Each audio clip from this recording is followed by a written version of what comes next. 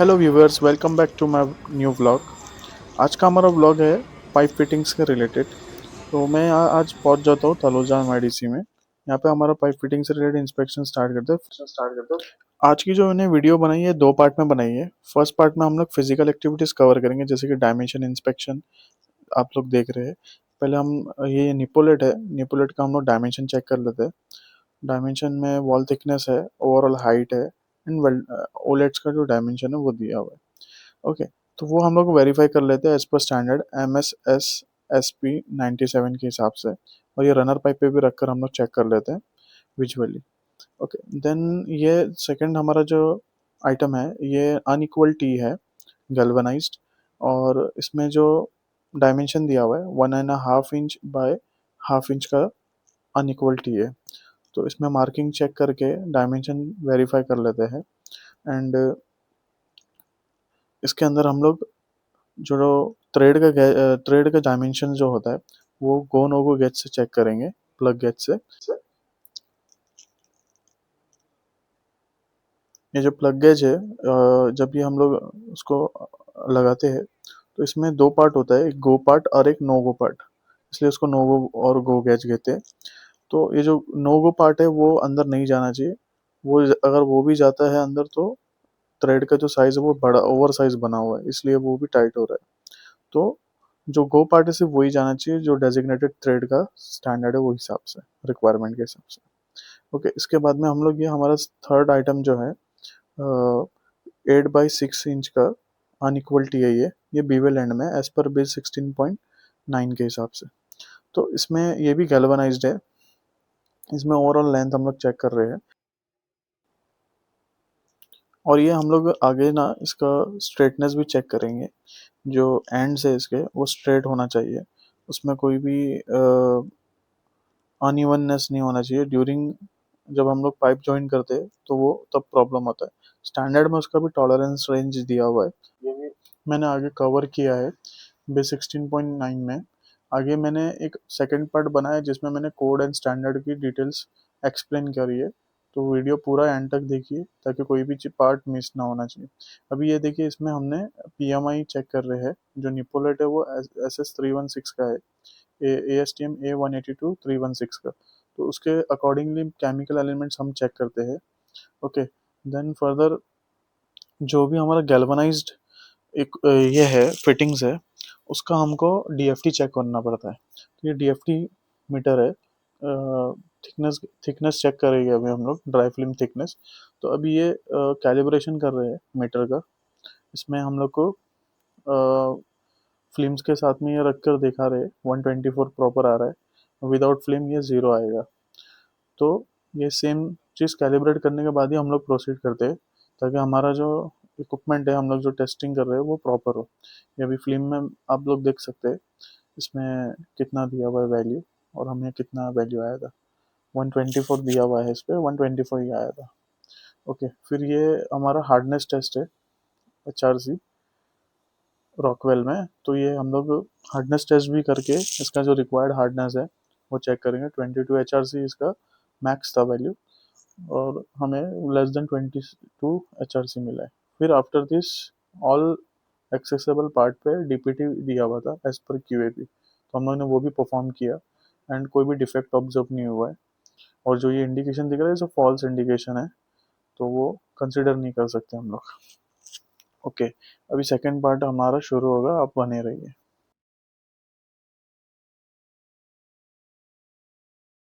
हम स्टार्ट करते हैं code and standard use for pipe fittings inspection. अभी एक समरी मैंने बनाया है मेरा PPT का। इसमें मैंने क्या एक्सप्लेन किया है, ASME-B16.11 वो यूज होता है for threaded fittings dimension. MS-SP 97 for branch outlets like olets nipolets, उसके लिए यूज होता है। Then ASME-B16.9 factory made without butt weld fittings. Okay, and उसके लास्ट में मैंने कवर किया है मटेरियल स्पेसिफिकेशन। जो मैंने इंस्पेक्शन किया था वो दो मटेरियल का स्पेसिफिकेशन के रिगार्डिंग मैंने एक वीडियो बनाया कि हम हमारा TC, हमारा लैब टीसी को कैसे हम लोग वेरीफाई कर सकते हैं हमारे स्टैंडर्ड्स। ओके, तो आइए चलो स्टार्ट करते हैं। ये हमारा फर्स्ट ASME V16.11 और थ्रेडेड फिटिंग्स। इसमें देखिए थ्रेडेड फिटिंग्स का डायमेंशनल टेबल बना हुआ रहता है। तो V16.11 में हम लोग जब जाएंगे तो ऐसा टेबल हम लोग को मिलेगा थ्रेडेड फिटिंग्स के लिए।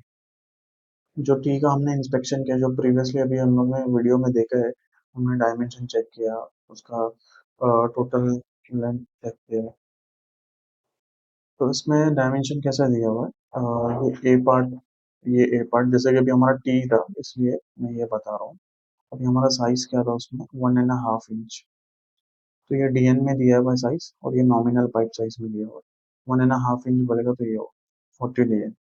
ओके, तो अब ये हमारा टी है, इसमें ए दिया हुआ है। हमारा 3000 रेटिंग का था, 3000 LBS का। ओके, तो ये ए पार्ट है। यहाँ पर भी ए दिया है एल्बो के लिए, देन क्रॉस के लिए, देन ये 45 डिग्री एल्बो के लिए, 90 डिग्री एल्बो के लिए, सबके लिए दिया हुआ है। तो अभी 3000 में कितना आना चाहिए, ये हमारा हो गया 1.5 इंच, 60 mm। तो 60 + 60 120 mm हमारा लेंथ रहना चाहिए।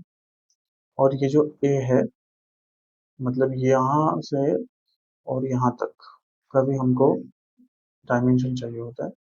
तो ए जितना है और हाफ ओडी, ओडी का जो हाफ है वो प्लस करेंगे तो हमको यहाँ से जितना फेस, मतलब जो आउटलेट लिख रहा है उसका कितना होना चाहिए डायमेंशन, वो मिल जाएगा। ये हमारा हो गया थ्रेडेड फिटिंग्स का एज पर V16.11। ये मैंने स्टैंडर्ड जो भी मैंने दिखाया है वीडियो में, ये एक रेफरेंस के लिए है। और मे भी ये स्टैंडर्ड रिवाइज्ड होकर लेटेस्ट स्टैंडर्ड होगा, बट मैंने ये एग्जाम्पल के लिए लिया है आपको एक्सप्लेन करने। Further to MSSSP 97 for branch outlet. Dimension table for branch outlet. Nipple outlets 3000 pressure. That means 3000 LBS. Okay. Then ये निपोलेट है एंड इसमें हमें इंडिकेट किया है G, देन थिकनेस। हमें इसमें यही देखना है और ये T देखना है, total length. Okay, wall thickness T हमारा यहाँ पे कैसा क्या साइज है, 3-4 इंच। तो 7.9 रिक्वायर्ड है, तो वो यहाँ पे है। एंड समटाइम्स क्या होता है, शेड्यूल होता है। तो शेड्यूल अगर आ गया तो वो जो हमारा पाइप का थिकनेस होता है शेड्यूल में आता है, शेड्यूल 80, 3-4 इंच शेड्यूल 80। तो वो उससे हमें कंसिडर करना पड़ता है, उसका थिकनेस देखना पड़ता है। ओके, देन जी पार्ट जो है, ये ओलेट वाला, उसका क्या डायमेंशन चाहिए वो यहाँ पे दिया हुआ है। 3/4 का 30.2 mm and outlet size 3/4 inch, मतलब ये जो ओडी आएगा वो 3/4 इंच।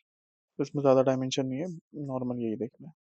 ठीक है, moving further, ASME B16.9 factory made without butt welding fittings. Okay, तो इसमें भी देख लेते हैं हम लोग। ASME B16.9 factory made without welding fittings. इसमें कैसा है, बहुत सारा आइटम्स है, like elbow 45 degree, 90 degree, short radius, long radius, then cross, P, equality, inequality, then different types of fittings के लिए डायमेंशंस दिया हुआ है। ये स्टैंडर्ड जब आप ओपन करेंगे तो उसमें आपको सारे डायमेंशंस मिलेंगे। ठीक है, बट मैंने ये स्क्रीनशॉट लिया है, जैसे कि हमने टाइम इंस्पेक्शन किया है टी के लिए। तो यहाँ पे अनइक्वलिटी है हमारा 8x8 × 6। रन साइज बोलेगे तो पाइप साइज होता है ये साइड, ये रन साइज हो गया, और ये वाला जो साइज है वो आउटलेट साइज हो गया, आउटलेट साइज। ओके, तो रन साइज 8 इंच का 219.1 ओडी रहेगा, एंड आउटलेट साइड का 168.3 ओडी रहेगा। ओके, देन सी जो है, C centre to centre, centre to end, ये कितना रहेगा, 178। ये सी प्लस सी 2 टाइम्स करना है, तो 178 × 2 करेंगे तो हमारा वैल्यू आ जाएगा जो रिक्वायर्ड है। देन एम में जो दिया हुआ है ये outlet to half OD of run run side out, तो ये इतना 168 रिक्वायर्ड है। बट इसको मेजर करना डिफिकल्ट होता है हाफ पे, तो उसको हम लोग टोटल टोटल मेजर करते हैं यहाँ से यहाँ तक। तो इसमें कैसा आता है, यहाँ तक का 168 आ गया ये वाला, then half OD, half OD 219 का हाफ जो है वो ऐड करेंगे, तो ये हमें पूरा यहाँ से यहाँ तक का वैल्यू आ जाता है एग्जैक्टली। तो ये हम लोग ऐसे करके मेजर कर सकते हैं। ठीक है, अपार्ट फ्रॉम दिस जो आपका प्रोडक्ट टाइप होगा उसका आपको डायमेंशन यहाँ पर B16.9 में मिल जाएगा, अगर वो एज पर B16.9 अगर वो बना हुआ है तो। ठीक है, एंड फर्दर ये टॉलरेंस रेंज है, ये टेबल नंबर 11-1 टॉलरेंसेस। देखो इसमें बैंड भी दिखाया है, elbow, then T, then different angles में दिखाया है। ये टॉप व्यू है एंड आउटलेट साइड से, एंड देन ये फ्रंट व्यू है। तो इसमें देखो ये जो एक क्यू का वैल्यू है, जो साइड फेस होता है उसको कितना, मतलब पैरेललिज्म जो है, पैरेलल कितना रहना चाहिए जो यहाँ पे क्यू में दिया हुआ है। तो साइज वाइज वो डिफरेंट साइजेस में, डिफरेंट साइजेस के लिए डिफरेंट टॉलरेंस रेंज दिया हुआ है।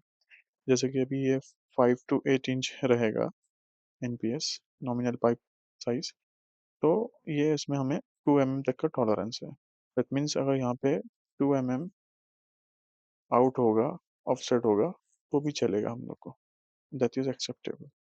सो सिमिलरली इसमें सारे पार्ट्स के ये डायमेंशन टॉलरेंस दिया हुआ है, ए के लिए, क्यू के लिए, देन ये यू के लिए, ओ के लिए, सेंटर टू सेंटर, ये सारे चीज़ों के लिए डायमेंशन दिए हुए एंड साइज वाइज वो बाइफरकेट किए हुए। तो ये हमें चेक करना है, अगर with in a tolerance range है then that is acceptable to us. If it is not, then we have to rectify it or report it in our report. Okay, moving further, our fourth part and the last part, material specification used in ASTM A105 and ASTM A182. ये जो part है ये बहुत important part है इस video का। इसमें majorly जो डॉक्यूमेंट्स हम रिव्यू करेंगे उसके बारे में मैंने बताया है, तो आप लोग बने रहिए, आगे देखिए। इसमें हमारा दो स्टैंडर्ड मैंने लिया है, एक कार्बन स्टील है और एक स्टेनलेस स्टील है। ASTM A105, this is for standard specification for carbon steel forging for piping. Okay, तो इसमें भी बहुत सारे स्टार्ट टू एंड बहुत सारे रिक्वायरमेंट्स, बहुत सारे डिटेल्स, जनरल रिक्वायरमेंट्स, एवरीथिंग दी हुई है। बट जो मेजर इम्पोर्टेंट पार्ट है मैंने वो इसमें हाईलाइट किया है हमारे वीडियो में, तो इसमें बने रहिए। तो केमिकल प्रॉपर्टीज, टेबल नंबर 1, इसमें carbon, manganese, phosphorus, sulphur, silicon, copper, निकल, क्रोमियम, मॉलिब्डेनम, वैनेडियम, एंड इनकी सारी वैल्यूज यहाँ पे प्रोवाइड की हुई है। कार्बन 0.35 मैक्स पर चाहिए in percentage. Okay, then manganese 0.60 to 1.05 percentage. ये हमारा हर एक केमिकल एलिमेंट के लिए रिक्वायर्ड वैल्यूज यहाँ पे दी हुई। अभी जब हम लोग टेस्टिंग करते हैं, सैंपल ड्रॉन होता है ड्यूरिंग मैन्युफैक्चरिंग, प्रोडक्ट टेस्टिंग करते हैं हम लोग, तो जो वो प्रोडक्ट होता है, वो जो सैंपल होता है वो लैब में जाता है। लैब में टेस्टिंग होने के बाद में केमिकल एनालिसिस में हम लोग को वैल्यूज मिलता है केमिकल एलिमेंट्स के। तो अब ये जो एलिमेंट्स है ये सारे जो दिए हुए हैं यहाँ पे, ये that is the major elements and ये हमें रिक्वायर्ड है। ओके, अभी ये जितने एलिमेंट्स है हमारी जो रिपोर्ट हमें मिलेगी केमिकल की, वो रिपोर्ट में हम लोग को कंपेयर करना होता है ये वैल्यूज से। if it is if it is in a range of given these values, then it is acceptable to us, then we can accept it. Okay, further mechanical requirements ये भी वैसी है, tensile strength, yield strength, elongation, then strip test, then reduction of area, hardness. Okay, तो tensile strength इसमें देखो दो units में दिया हुआ है, एक केएसआई में दिया है, एक एमपीए में दिया है, मेगा पास्कल में। ओके, तो मेगा पास्कल में 485 MPa दिया है, और मोस्टली मेगा पास्कल में ही स्पेसिफाई होता है हमारे रिपोर्ट्स में। मैं आगे बताऊंगा आप लोग को एमटीसी भी। एमटीसी जो मैंने रिव्यू किया था उसमें क्या वैल्यूज है। ठीक है, तो ये हमारा टेंसाइल स्ट्रेंथ है 485 minimum. Minimum. Okay, yield strength minimum 250। तो ये इस तरह से हमें रीड करना है स्टैंडर्ड को, ताकि कोई भी मिस्टेक नहीं होना चाहिए। ये मिनिमम है, मैक्सिमम नहीं है, मिनिमम वैल्यू है। सारा कुछ चीज़ें यहाँ दी हुई है। देन एलोंगेशन इन 2 इंच और 50 mm minimum percentage. Basic minimum elongation for wall, that is 5 by 16 inch 7.9 mm, and over the thickness strip test 30. Then this is for 22 for 2 inch or 50 mm gauge length, smaller proportionally sized specimen with the gauge length of equal to 4D is used. तो thickness उसका 4D use किया है, तो diameter का 4D, 4 into diameter, और 22। Okay, तो ये values वैसे प्रोवाइड किया। And then reduction of area, that is 30 m। ठीक है, मिनिमम इन परसेंटेज है, परसेंटेज ऑफ डायमीटर, नहीं सॉरी परसेंटेज है। एंड ये डी जो दिया है ये नोट दिया for round specimen only. Okay, further hardness H B W max. H B W में मैक्स हमें चाहिए 197 एच बी डब्ल्यू। तो ये है रिक्वायरमेंट्स है नॉर्मल। ठीक है, देन आगे heat treatment requirement. Heat treatment when required by as per clause number 6.1 shall be annealing, normalizing or normalizing and tempering, or quenching and tempering in accordance with the specification 9A961 A961M after hot working and before reheating for heat treatment. The forging shall be allowed to cool substantially below the transformation range. Mostly क्या होता है अपना hardness का जो part होता है वो heat treatment से, एंड मैकेनिकल स्ट्रेंथ सारा कुछ हीट ट्रीटमेंट से डिपेंड होता है। तो नॉर्मलाइजिंग के बाद ही हम लोग सैंपल ड्रॉन करते हैं, एंड उसके बाद टेस्टिंग करते हैं हीट ट्रीटमेंट करने के बाद। तो most of the time carbon steel में हम लोग नॉर्मलाइजिंग ही करते हैं। ठीक है, बट कोड और भी हीट ट्रीटमेंट प्रमोट कर रहा है, बता रहा है। ओके, तो नॉर्मलाइजिंग का हीट ट्रीटमेंट चार्ट भी हम लोग देखेंगे। देन टेस्टिंग वैल्यूज जो हमें ऑब्जर्व हुई थी हमारे एमटीसी में वो भी देखेंगे। तो ये एक हीट ट्रीटमेंट चार्ट है नॉर्मलाइजिंग का। ये यहाँ पर आपको टेम्परेचर रेंज दिया हुआ है, 400, 600, 800, 1000, 1200। ओके, एंड ये हमारा ड्यूरेशन है, टाइम है। अभी इसमें अभी इसमें हमें यहाँ पर हीट ट्रीटमेंट बैच दिया हुआ है, बैच नंबर, ग्रेड दिया हुआ है A105, lot number J1AN, heat number दिया हुआ है, नॉर्मलाइजिंग टेम्परेचर दिया हुआ है, एंड सोकिंग पीरियड ड्यूरेशन दिया हुआ है। ओके, देन ये यहाँ से 0 से स्टार्ट हुआ टेम्परेचर हीटिंग करते करते ये 890 डिग्री सेंटीग्रेड पे है। Mostly 920 is a max range for normalising. तो 920 तक का भी करते हैं, बट इन्होंने 890 तक किया है 2 आवर्स के लिए। तो ये यहाँ पर 890 पे रीच होकर यहाँ से 2 आवर्स के लिए उन्होंने सोकिंग किया। ऐसा, तो इसको इस तरह से रीड करते हैं। ठीक है, इसके आगे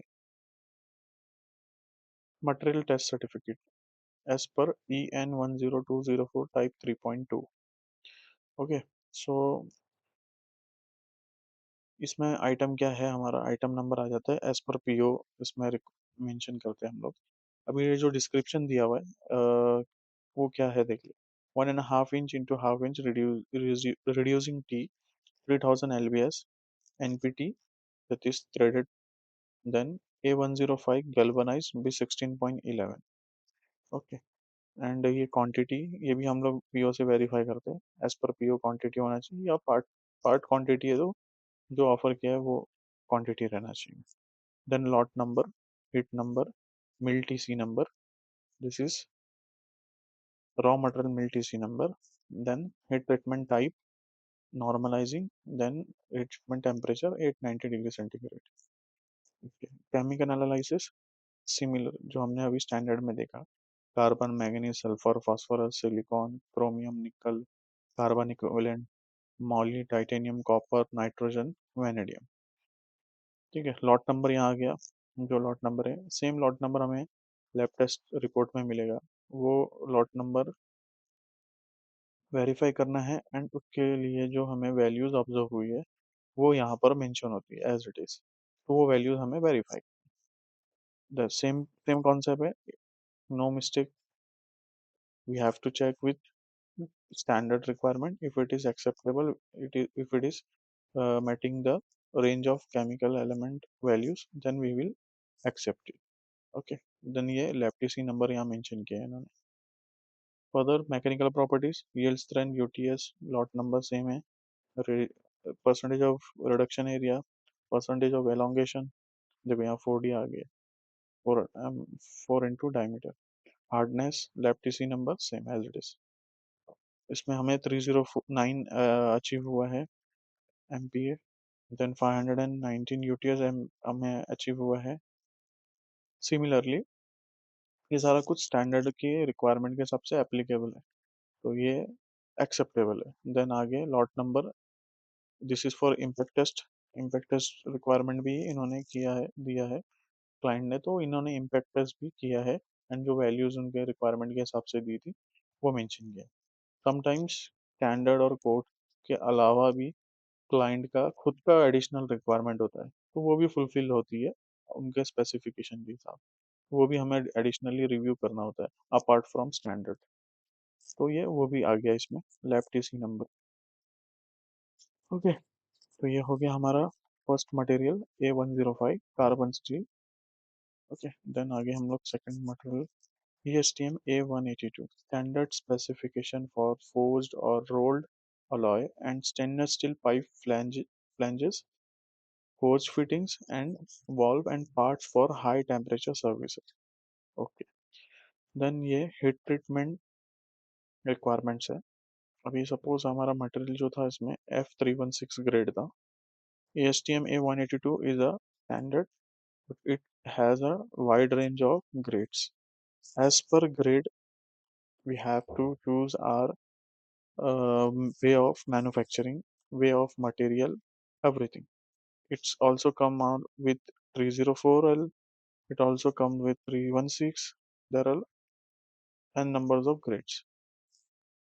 Every material have their own chemical properties, mechanical properties.